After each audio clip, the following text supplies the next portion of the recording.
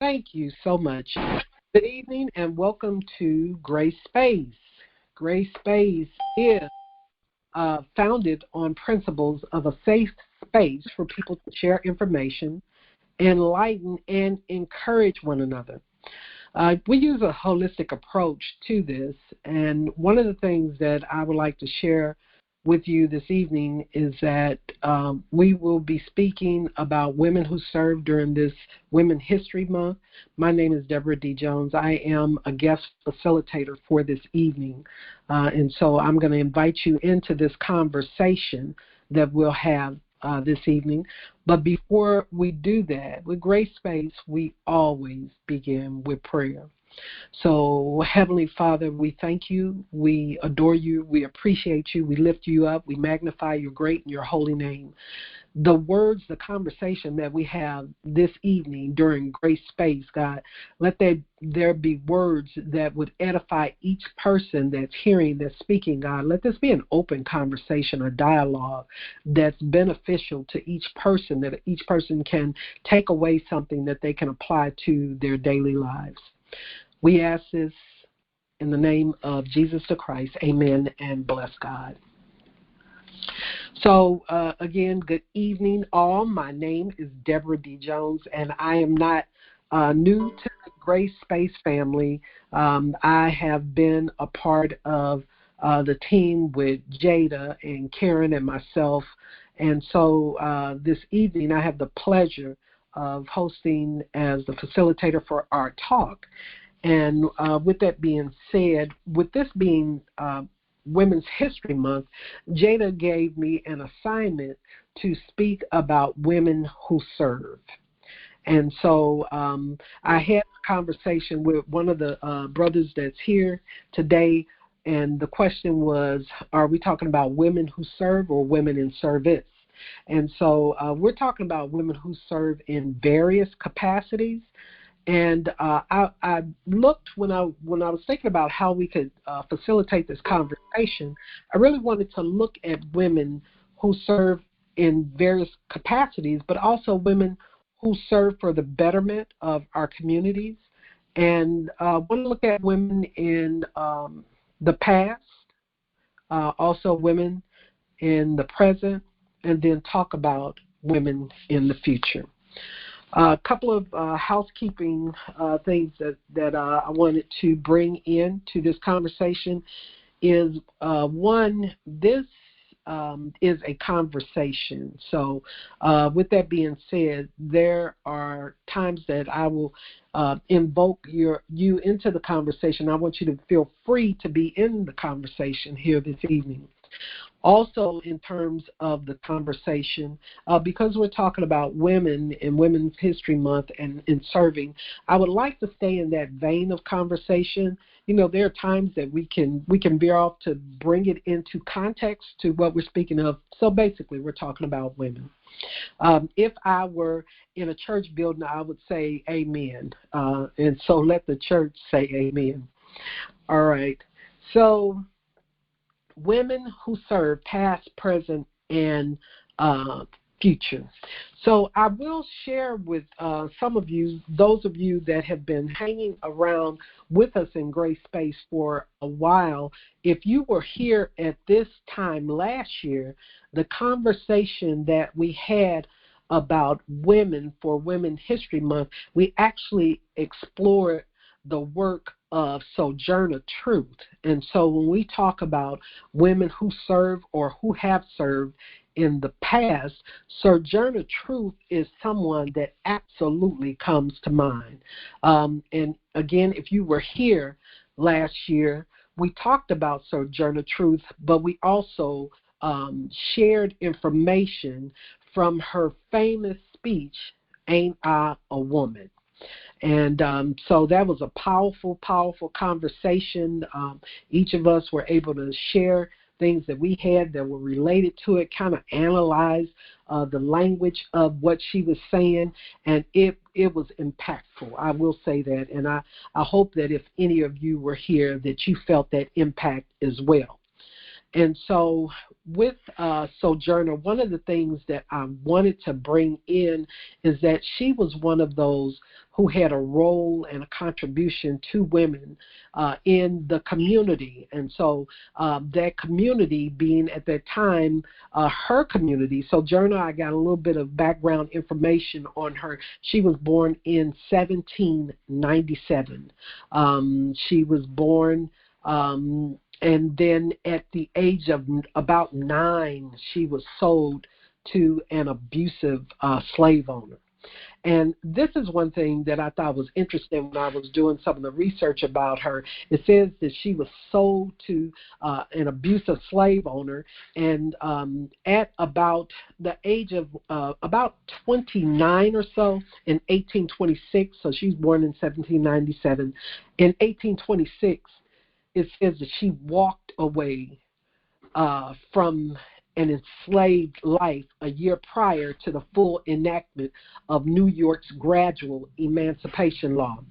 So anybody that is on mute now, in terms of that 1826 walk away, does that sound like a real thing that actually happened with Sojourner? Did she walk away or did she run away? If you're muted and would like to have any say in that conversation, feel free to unmute yourself now and add to that walkaway we're talking about in 1826.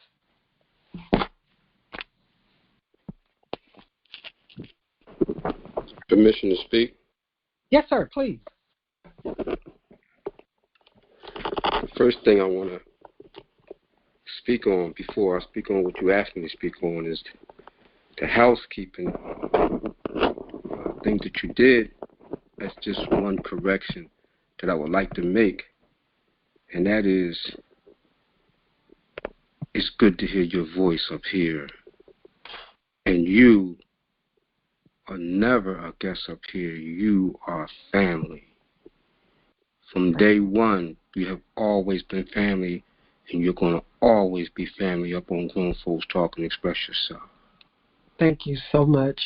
I feel welcome. Thank you. And no, I don't think that she walked away. I think she ran away. Yeah, she ran away. She ran away. And so walking away and running away is two different things, right? Big time. Yeah. So when I think about walking away, when they say you walked away from a job or, you walked away from certain types of relationships, that sounds very casual to me. But from what I know of her background, she ran away from this enslavement. And they're specifically talking about it being that she walked away, and we know it was ran a year prior to the full enactment of the Emancipation Law. And so I salute her being free enough in her mind to understand that she wasn't free where she was. And let me say this, I don't have enough background to know whether she knew that this enactment was happening with the Emancipation Law, but sometimes you got to be free enough to leave before other people give you what you have the right to. And in her case, she knew that she had the right to be free, not to be abused and mistreated in the scenario that she was in. And so feel free, if you have any comments regarding that, on Sojourner to speak. And if not, we're going to move and delve a little bit more into some things that I think are related to present day. The other thing that goes along with that, this conversation isn't we say this and we move on and we can't address that anymore. I would like for it to be a very holistic approach to being very organic. So we're having a conversation more so than anything.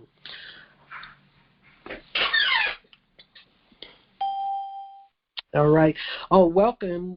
Glad to see some of you that are tuning in with us. The Pink Sofa Talk. Thank you so much for being here. This is Debra D. Jones. I'm here sharing about women serving. Women that are serving, and not just women that are serving, but women who serve in the past, the present, and the future. So welcome, Pink Sofa. Thank you. Pleasure to be here. Thank you. So we started out talking about a woman who served in the past, and that being Sojourner Truth. I just thought that she was someone good to mention as an activist for women and served for us in the past. And I thought she was a good person to mention because we did, if you were here last year, talk about her last year and her amazing speech that lives on today. That was Ain't I a Woman. And so she knew it back then. We still know it now, those of us that are women. And that being said, I know that everyone here is not a woman. So if there is a gentleman that would like to have anything to say about the role that Sojourner had and how she exemplified what they thought was an excellent example of a woman serving, feel free to unmute, and the same is available for women as well. I just like to make sure that we include you gentlemen in the conversation, although we are specifically addressing women this evening.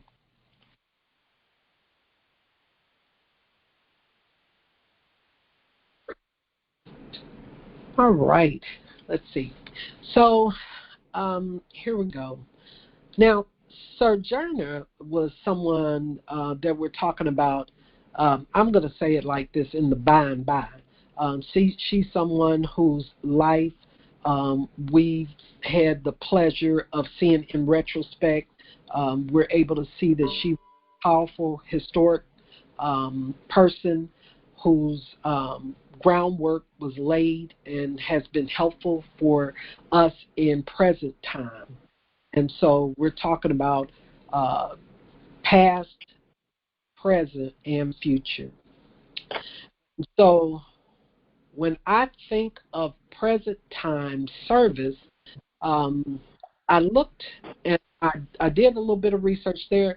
There are a number of women that could come to mind that serve, and I'm just happening to use names that may be familiar to us, but really and truly, if we look around our own front door, we find that there's a lot of service that's happening right now in our community. That person's name may not be a name that's recognizable across the world, but there is history being made right now. As a matter of fact, I'm gonna launch out and say that even on this podcast, there are some powerful, impactful serving women. I just happen to know that what you're doing is primarily for women, and so thank you so much for your service to the women in our communities. And I'm saying communities because we have the need to understand that we're living in an age of technology which expands beyond our local circumstances. So I am in the Houston, Texas area, but I will say that I know that a number of you are in New Jersey and probably all over the country, but thank you for serving where you are. Thank you for making an impact that will speak beyond our time. Thank you so much for that. Now, I have someone that is modern day that I would like to highlight. And again, I used a recognizable name so that hopefully we can see how someone making a decision creates an impact that serves beyond even what they may have considered. I think a lot of times we get a chance to have impact and serve when we will just being a solution to a problem and we're not afraid to serve. The solution to the problem that this young lady was a part of, well, let me just tell you who she is. Is anyone familiar with the name Opal Tometi or Tometai? Is anyone on the line familiar with that name?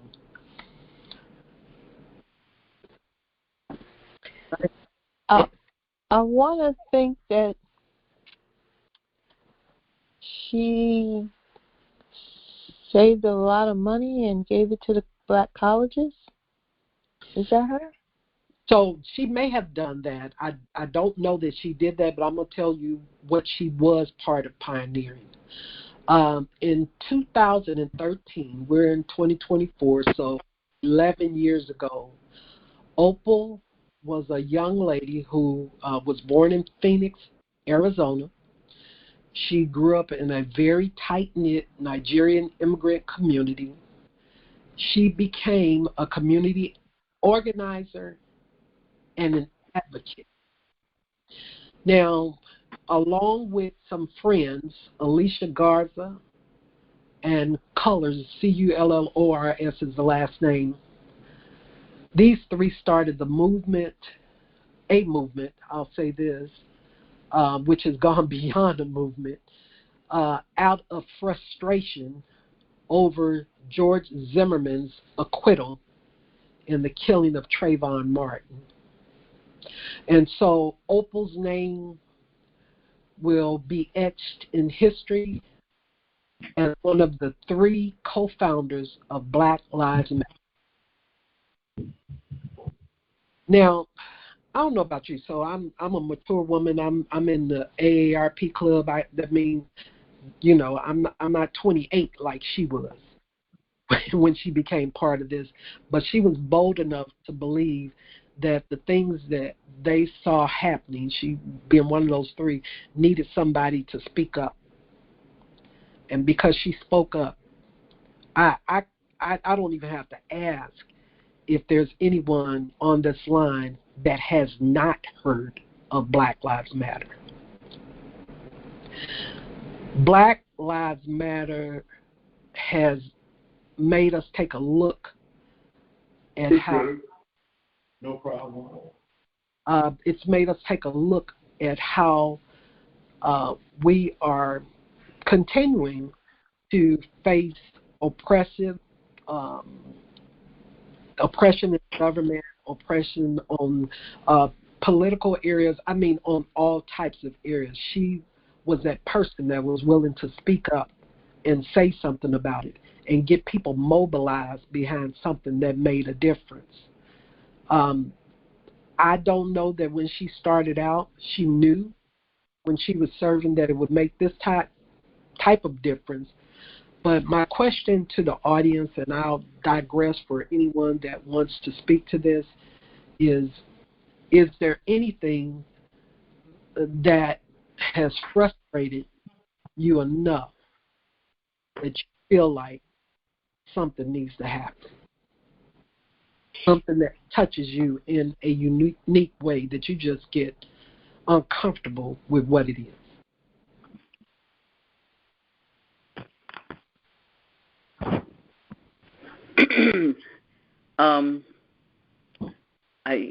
That's a good question because there are several things in my mind. This is Adrian that has happened in my life and around me that made me. My mother was an activist, and I'm just like my mother. And then I get how they used to say, up on my hind legs, and I want to just holler about it. And it's interesting that I didn't know who this lady was, but we've had people in Florida, we've had people here that got up and spoke out about Black Lives Matter and, made a movement in the communities and got people up and moving and going to, Congress and going to, the leaders in the community. But and even as I'm speaking, there's so many things crossing my mind. I can't name just one, but there's a lot of things that's happening in the community, and it's most of it in my mind is us not moving.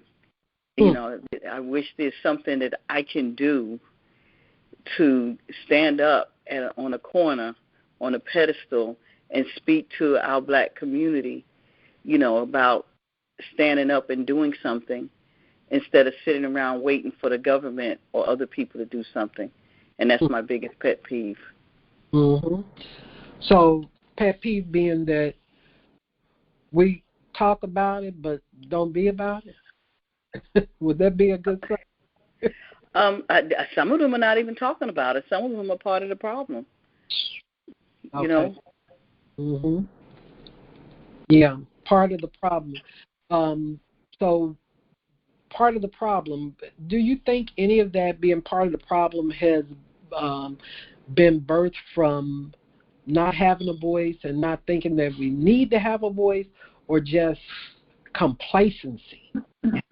I think it's a little bit of both. You Mhm. know, I was fussing at church last Sunday, and we were talking about Easter and getting the kids together. I said the grandmas are going to get the kids in because the parents are not doing it. The parents sit on the side and complain, and what are they doing? They're not doing this in the schools. Well, why don't we start our own schools? Mm. Let's do the Marva Collins. Let's start our own schools, and we can educate our kids instead of fussing about them taking black history out of schools or not teaching black history. We all have churches. Let's bring the kids into the church, Mhm. once a week and do a black history something. I had every Sunday for February, and it spilled over some in the March with the women's history, had black history. And the pastor said, Sister Canton, I love it. She said, can we can do this all year round. I said, I can do it all year round because our kids need to know where they came from and who they are. They can't have racial pride if they don't see it around them. Mhm. Okay, I'm gonna get off my my No, my that's pedestal. no, that's so good because coming from a biblical or kingdom perspective, the Bible says that the aged women are to teach the young women. So I'm just putting Right. that in terms of women because we're speaking about women that serve past, present, Mm-hmm. future.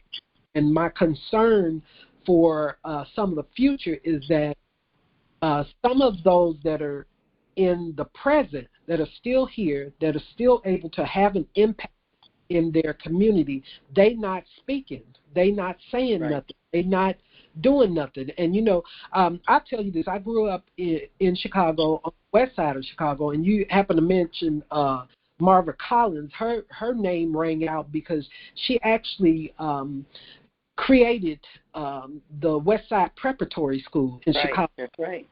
Yeah, and so her name is synonymous with someone doing something and making sure that there was in place.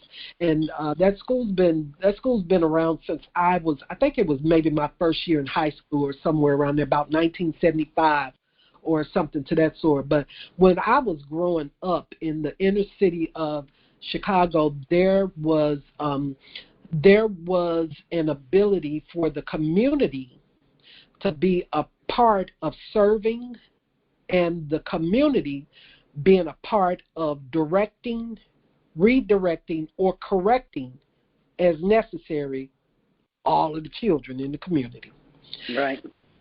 And so now, folks would, my sister was an educator for a number of years. She recently retired. But, now sometimes you're having the parents come to the school ready to, Ready to fight. I was going to say throw hands, throw hands or lay hands, whichever way but with the people that are the educators because they told their child something or they corrected their child in some way. And so I think we have a responsibility for teaching and leading those that are going to be our future. We are the present. I agree. And so thank you. I appreciate you bringing that out. Um, so with that being said, and we're talking about women that serve past, present, and future. And so past, we talked a bit about Sojourner Truth. Her name is etched in history. Present, we talked about Opal, or she goes by Ayo now, Tometi, being someone in present. She's about 39 years old now, but at age 28, she and others were just, they were frustrated with what happened with the Trayvon Martin situation. And so they decided to do something about it. There's something about doing something about things when you can. And this is the thing that I've noticed too. Often you may hear that I didn't do this because I didn't have this or I didn't have that and this wasn't that. But do something with what you got. It may not be the whole picture, but I think we all have a part in it. That's what the community, I believe, is. So at the top of this conversation, I did say that, I'm here to facilitate. I would like a conversation with you all. And so as much as possible, feel free to engage in the conversation. If you would just like to hear, now I'm going to talk because this is important. This is important to me, but I do want everyone to feel comfortable to have their say. Good evening, sis. How you doing? Good evening. I'm well. Is that my brother Isaiah? You already know, KOG. Oh, so, let's get it. You already know. Let's talk a little bit about the future. There's a woman who's 82 years old, New Jersey. Her name is Yvonne Carter. When I tell you champion, she is doing things at 82, sound like she's 52. Y'all remember that name because she's doing something not just in the body of Christ, but in the community. She's taking on breaking down barriers. She already has, she's established in Africa. She has 9 nations. She's doing things up and down New Jersey, and she's getting ready to spread abroad to Carolina and some other places. I want y'all to be looking out for that name, Yvonne Carter, a woman who was 82 years old out of a small town in New Jersey and brings it. When I tell you bringing, not just bring the word, but she's a champion for women, all women. And you're going to get to hear too soon, sis. So I just wanted to say, just speak about her just because of the excellence. I was in Jersey before I had my stroke, and this woman walked into a place and shut it down. You know how men come in and, in church, we're talking about church folk, and they don't want to respect. By the time she got done, 82 years old, you would have thought you was at a revival at a funeral. That's how relevant this woman is. And prayerfully, I'm going to talk to Jada about getting on the show, because she's doing some things for our women, for our children, and especially women of color. She is doing what she needs, but all women, let me just put that out there, and she's straight kingdom. 82 and years. Ain't playing second fiddle to nobody. You say she 82? She ain't sitting down somewhere in a rocking chair just, chilling? Oh, no. Talked to her last week. When I tell you the woman moves, she's moving, and she's not playing. She's making some of them leaders who are about 45, 50, she's putting them to shame at 82.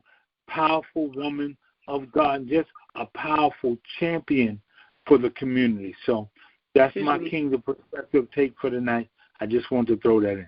Excuse me, Isaiah, what part of New Jersey is she in? She is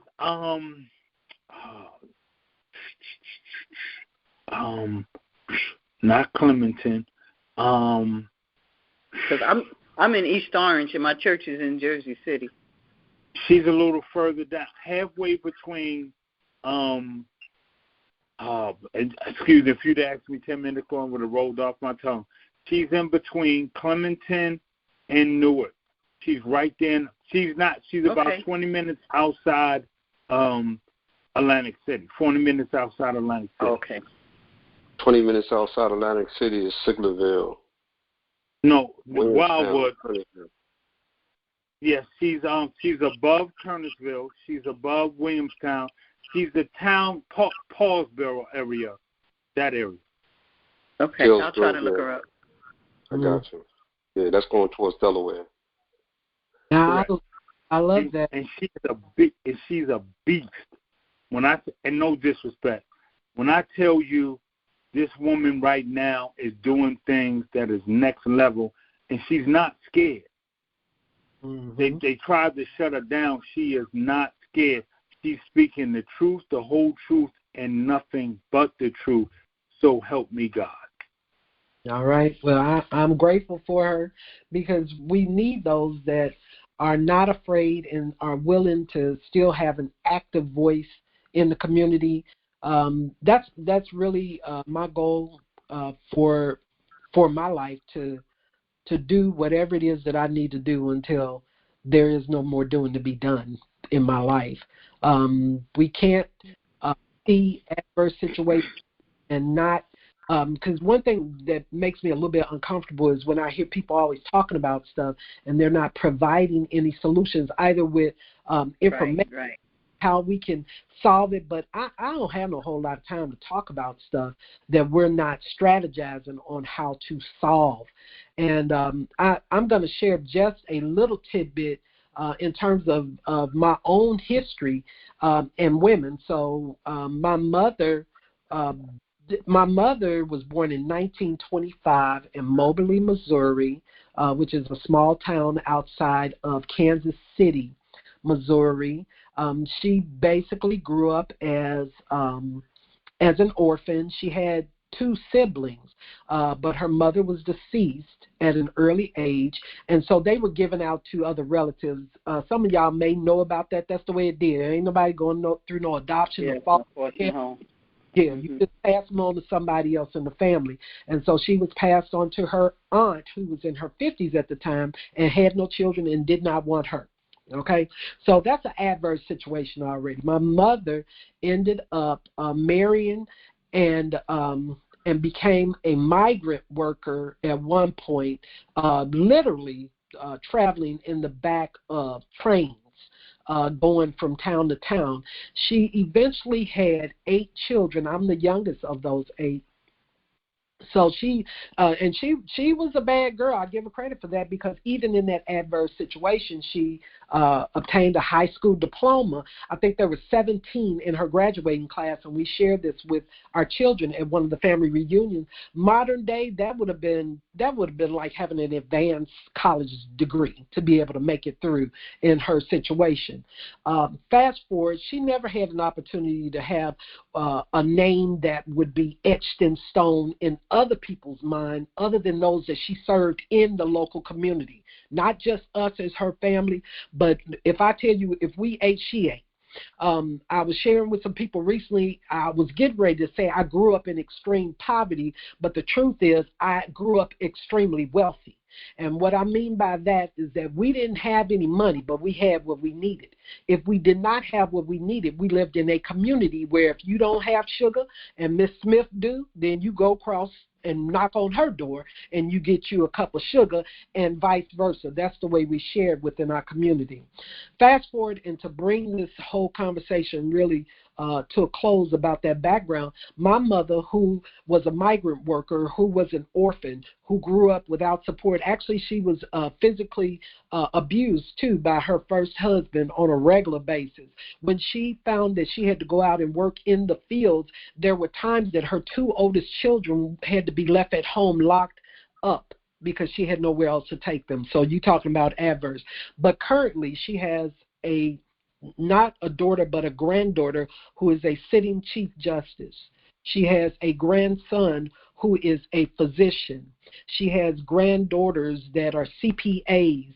And I'm saying all of this not just to shout out all of these accolades about who her people are, but to say one thing I can tell you about my mama, she told us who we are.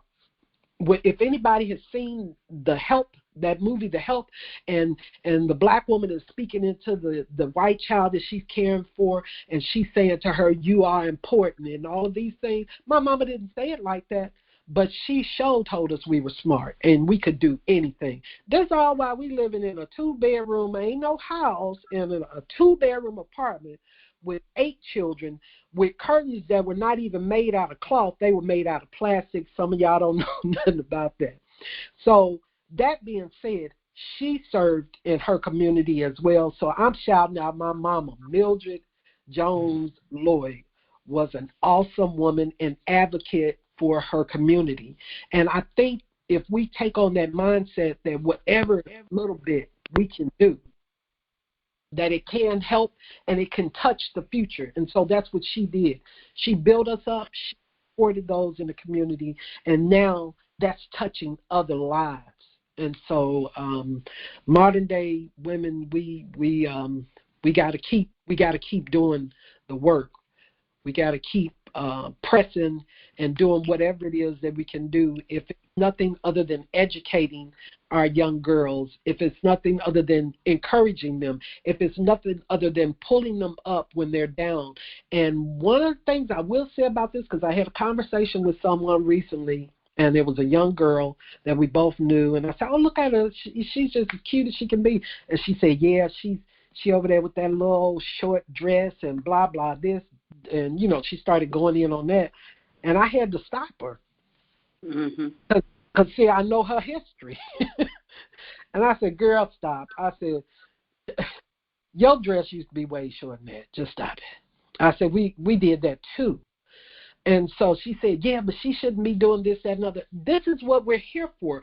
If they are getting off of the path that they need to be on, we're here to help them correct the course. Not to take a community. I'm sorry, what'd you say, sis? I said it takes a community. Yeah. You worried about what she got?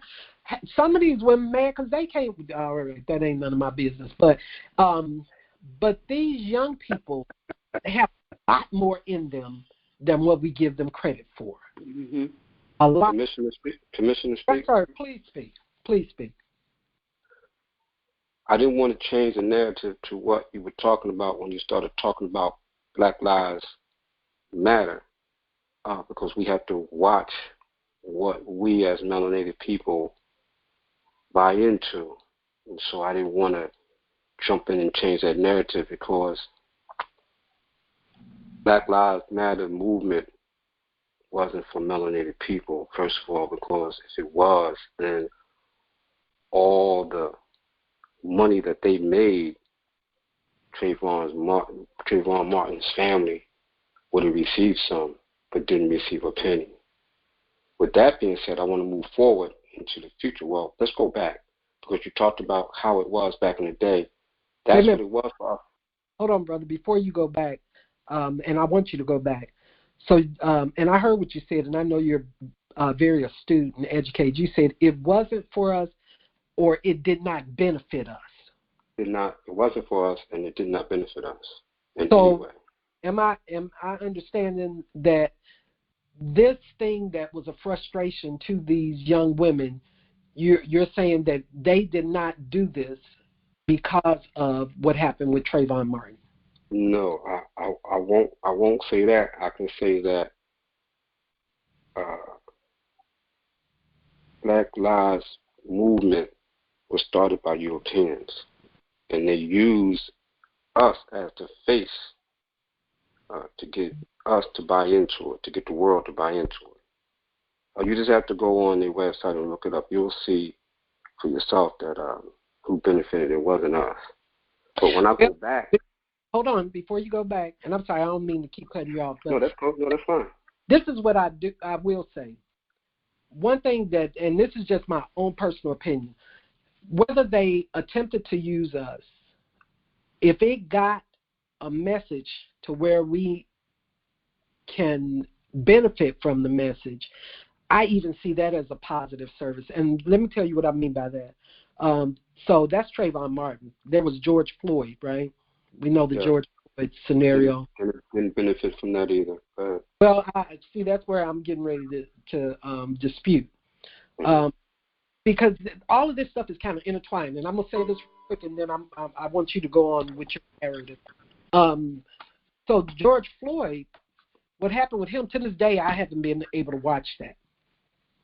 But right now, the nonprofit Worldwide Barrier Breakers was granted money from Wells Fargo to go towards an initiative that was started about what happened with Trayvon Martin. So that being said, overall, Wells Fargo was giving up some hush money for things they did, even with the PPP loans and interest and all that. But I think it's important and this is my opinion, and I'm going to give myself one more minute. I think it's important to extract the peanut out and throw away the shell in some cases. Mm-hmm. What they meant for evil, I'm working that thing for my good. But anyway, go ahead. Yeah. Go ahead. Yeah. So let me go back, and then I want to move forward. I want to go back to when you was talking about how things are now compared to how it was then. When we grew up, we had moral values that wasn't installed inside of the young people today. And our generation, and I'm going to say for some of the men, or most of the men, we dropped the ball because it was our place to teach these young men, and we didn't because some of us was all about ourselves. And so we dropped the ball. We didn't have those moral values. Like you said, you got these young people who, young parents will go down to the school and be ready to throw fists because somebody corrected their kids. We didn't have that. The neighbors could correct us back in the day and send you home. You can get one whipping from the neighbors and go home and get another one. Yeah. And so we don't have that today. We lost that. And part of the problem was we started having kids. That was one of the biggest problems that we came across, and nobody paid attention. And I'm saying, me included as myself, I dropped the ball being a young man, not being conscious and knowing what my job was because I wasn't taught. I learned from the streets. And so from that, I know that a lot of us as men, as kings, we dropped the ball. Our era, I'm going to say our era, my era, we dropped the ball. We didn't bring those morals and values like we were supposed to. Moving forward, who I want to pick that I see that's up and coming, that's doing things in a high volume way is a young lady by the name of Crystal Allen. She has a nonprofit organization called Eyes Like Minds. And you're going to have to, some of the people up here, they know who I'm talking about. She's out in the public, and nothing's not always perfect. People make mistakes, but when you know that you made mistakes, and you turn it around, and you can go out and you can do things in the public as she's doing, blind divas, pageants, balls. She's doing such amazing work out here in the public, in the community. October will be her 10th year anniversary of being in there and being in business. June the 1st, she's having a blind diva pageant. And she's only 39. She's ready to turn 40. She's doing big things out here for our young women and women. And so I say I nominate her for me as the young generation, because you don't have younger generations, a lot of young women out here doing what she's doing. So I nominate her to move forward. Crystal Allen. Yes, Crystal Allen. A lot of people on here, they know who I'm talking about because she's from up north. Okay. Yes, so they know who I'm talking about. Her whole group in its entirety. They've been to Africa. They've been to Honduras. They're doing big things. I just can't wait to see what else they're going to do. And with that, I rest. I love that. Thank you so much, brother, for bringing that in. Because we're talking about past, present, and you need the present.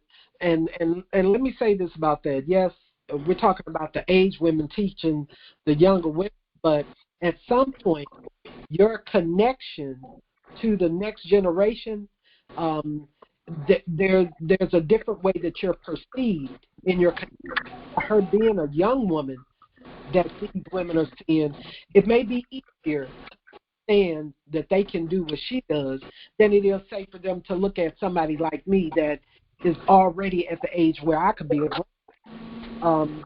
Because I'll tell you, when I was younger, I used to think, oh, them people just old, they ain't doing nothing anyway. They don't know what they talking about. They ain't never done anything. That's why, to a certain degree, I have some transparency with because I don't want them to think I've had it together my entire life, because I probably did more dirt than they did, really. The blessing was the internet. So it was not recorded. But trust me, there were some things that, and I don't have to take a survey. I know for sure everybody on this line has something that they've done that they would not necessarily be proud of, but it propelled you to where you are now. It can serve you even now to know things not to do. So, thank you. Now, we've got about 15 more minutes left in our time today. The time is going kind of quick with us, but I would like to, we've talked about... Your voice is going and coming in and out. You said I'm going in and coming out? Yeah. Okay, can you hear me well now? Yes. Okay, very good.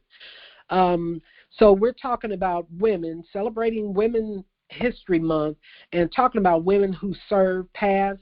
We talked about Sojourner Truth. Present, we talked about one of the those that are credited with starting the Black Lives Matter movement. And so then talk about future. So as we talk about future, I'm hearing some names that you all have shared with us that you're saying, watch out for this person, they're on the move. And so my question would be, what can we do to support and empower more women, especially those young women and girls, to become leaders and advocates in their communities? And if whatever that is, do we have resources and opportunities for them, or can we create those so that they can be successful for our lineage? What can we do? How can we support and empower these young women and men? Young women and girls, young women and girls. Debra? Yeah. Good evening. How are you? Good evening. I'm well, thank you.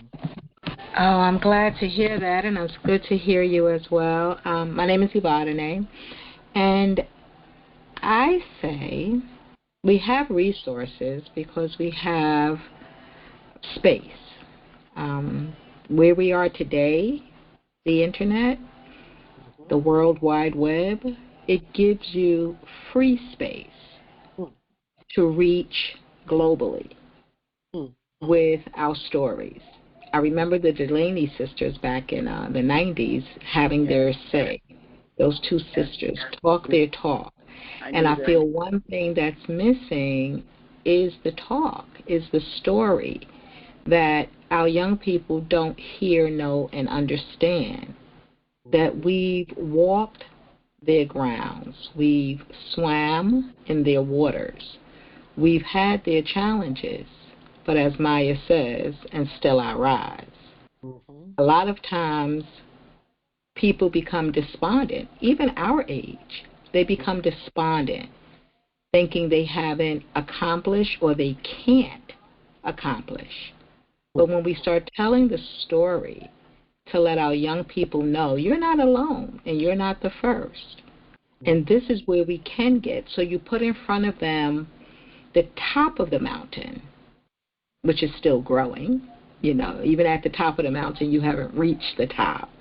You show them success, and then you show them how that success was achieved, what had to be done, what circles had to be closed, so that they know, I too can do. I too can do. I like that. That sounds good, right? Let me write that down. Mind your business, Leon. I too can do.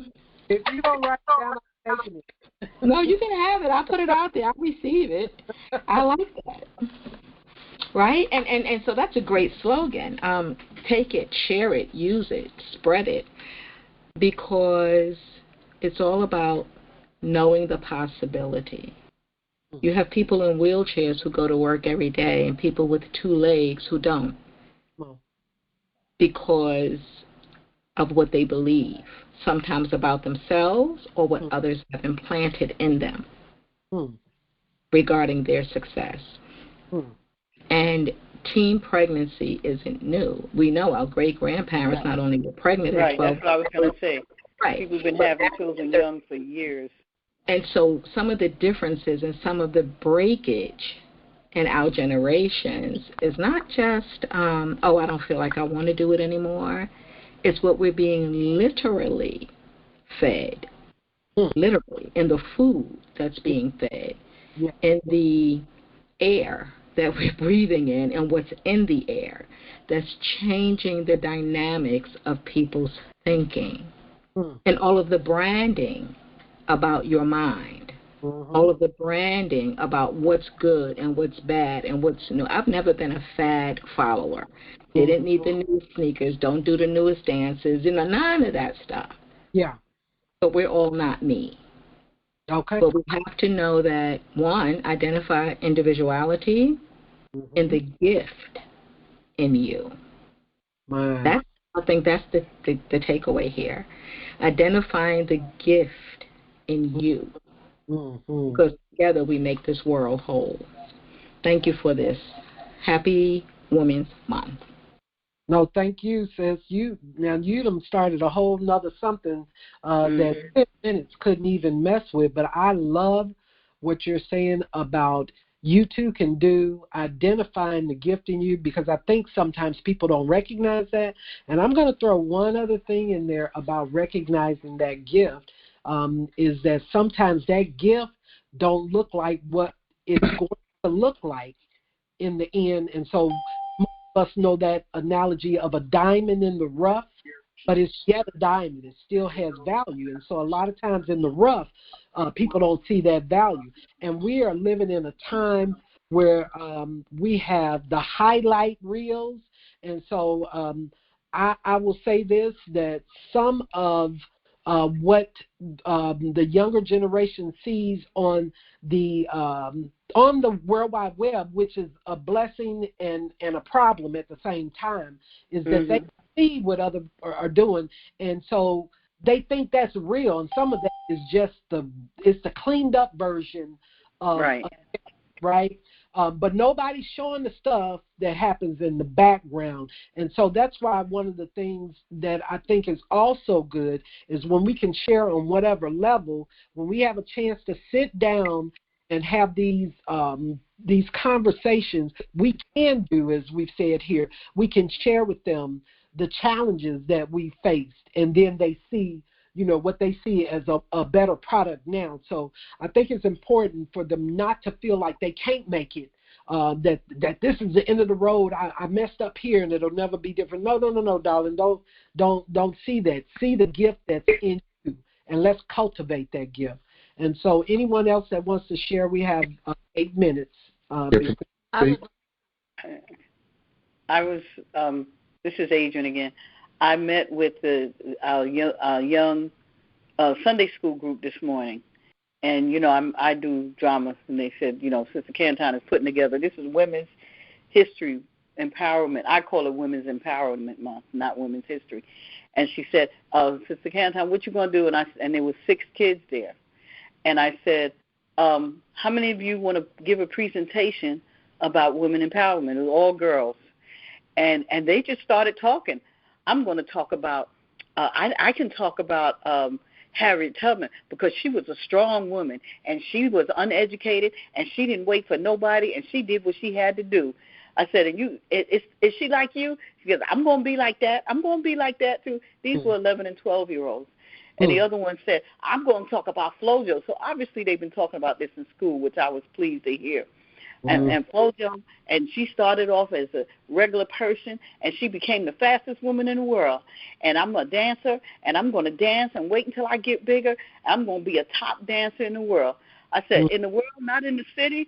She said, in the world, Miss Sister Canton, in the world. Like that. I just love the answers they gave, So our younger kids are being empowered. I was glad to hear that. And that's one of the purposes I wanted to get the children to pick a shiro, and that's what I called it, to get up and talk about during the month of women empowerment. Because, and I said, somebody beat me to it. I said, I love this, So they were, and they, I mean, talking and rolling their necks with their hand on their hip, and this is what I'm going to do. I like that. I love it. Yeah. I like that. And look, as I was saying before, some of this that we see in them, they're not the cleaned up version. But I'm gonna tell you something: the hand on the hip and the roll on the neck, baby, keep that, because you're gonna need that when you come in an adverse situation. You don't need that. You might look; it might be polished up a little bit. But I had a young lady that told me when we worked in corporate setting, and she said I was the queen of corporate shade. No, I'm fighting them with the words that I can use that are okay, that are palatable to them. But they know they just got cut because they needed it. Fight in this conversation, and so we got to use what we have, use the tools that we have to elicit the need for our community. And I keep talking about our community. I'm just going to say it. We talking about women's history, but I'm talking about black women. I'm just going to be honest with you. I know that women have been seen as being less than, but black women have been marginally they're marginally disrespected in all areas. Matter of fact, here in Houston, when we looked at the numbers of dollars that went out to small businesses, and they had a big chunk in it, when it talked about women, I can't even remember how many billion it was that said that this money was going into small businesses and then women-owned businesses, and so they broke this chart down, and we were excited about it until we saw the big pie and realized we was getting a sliver. We thought we had something. We was getting a sliver, and so that part. I would like to say one thing real quick, Brother Beck. You can speak. I want to say one thing that we have to stop buying into is that February, Melanated History Month, all 12 months. Come on. Melanated History Month. Come on. March, Empowering of Women, all 12 months. Come on. Is all for empowering of women. And I rest. Go ahead, Brother Barry. Yeah. Good evening, brothers and sisters. What I would like to add to the conversation as far as my sheroes is my big mom. She's one of the strongest women that I ever had the privilege of knowing.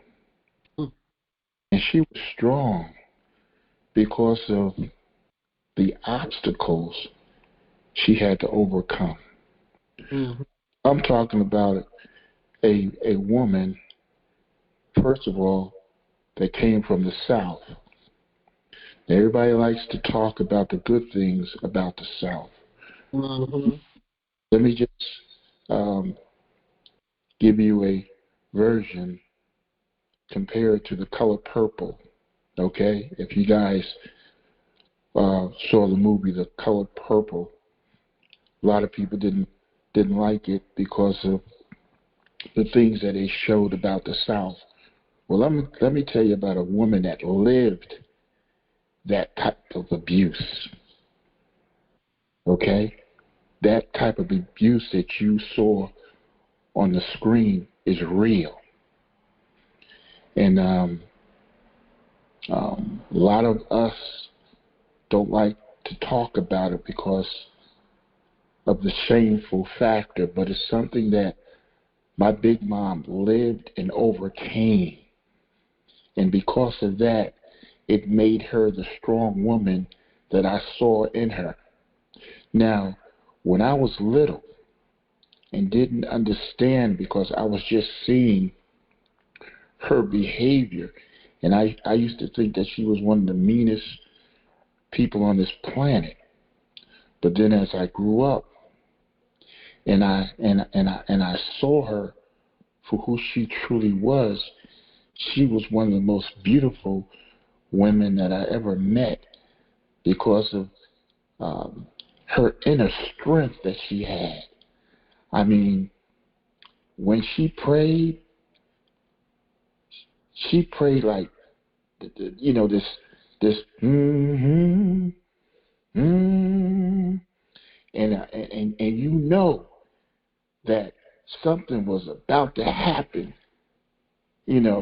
very big, a breakthrough that she was getting ready to do, because because of that, because the way she prayed, the way her character, the way she moved, the energy that she wielded, it just demanded respect, you see.